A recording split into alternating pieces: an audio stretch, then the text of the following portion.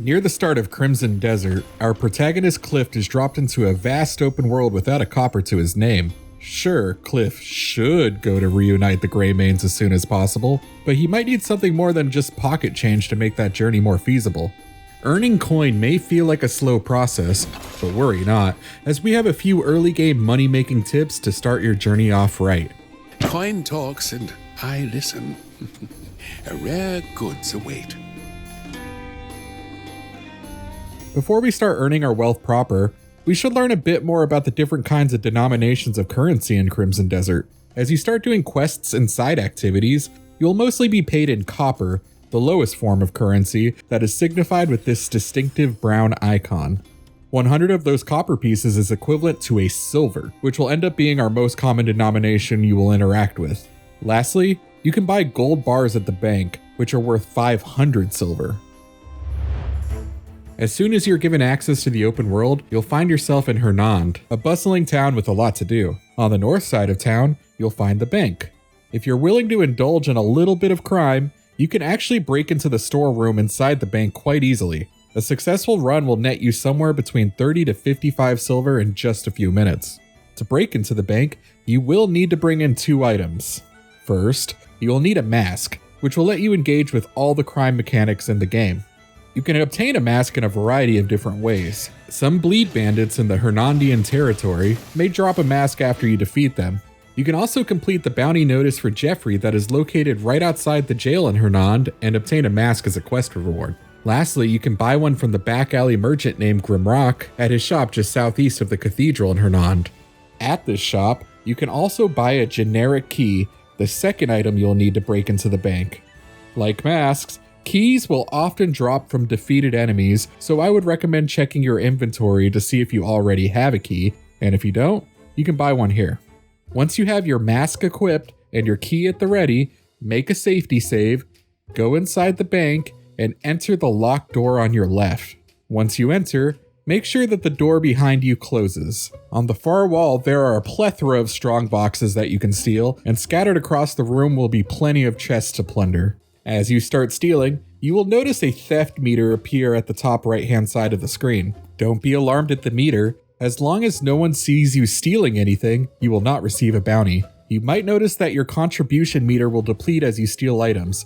In my testing, the drop is almost negligible, as a simple side quest will make up any points you've lost and then some. Fill up your inventory with as much as you can, with the strong boxes being the most important. Make sure the theft meter is off your screen before leaving the storeroom. If all goes well, you should be able to go into your inventory and unwrap your spoils.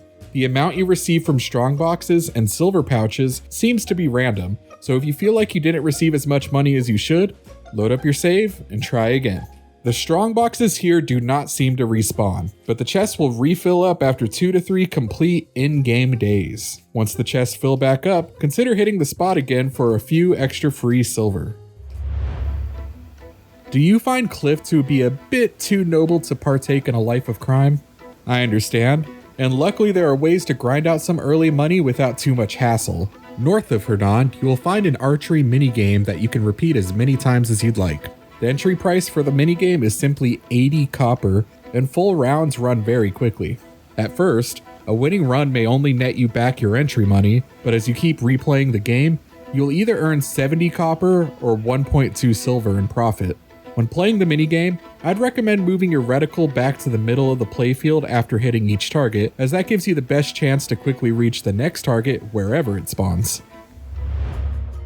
After you complete the mining tutorial quest named Rhett's Request, you will find yourself with a pickaxe. You'll want to take that pickaxe to the Hernand Highlands Cavern, which is west of the Unicorn Cliff. There, you will find a diamond mine that will net you 11 diamonds, which sell for 2.28 silver each. You can either keep the diamonds just to have down the line, or sell it early to clear your inventory. You can also mine the stalactites that are scattered about. I ended up obtaining 24 stalactites, which sell for 57 copper each. Clearing this mine can net you nearly 39 silver altogether in just a few minutes. Above the bar in which you arm wrestle the man early on in Hernand, you will find a room in which you can play Duo, a poker-like game that plays much quicker. Entry to the game costs 15 silver, so I recommend making a save file right before you start. You are dealt 2 sticks, each with a value and color, and together they make a specific hand. You can view the ranking of the hands to see how likely you are to win.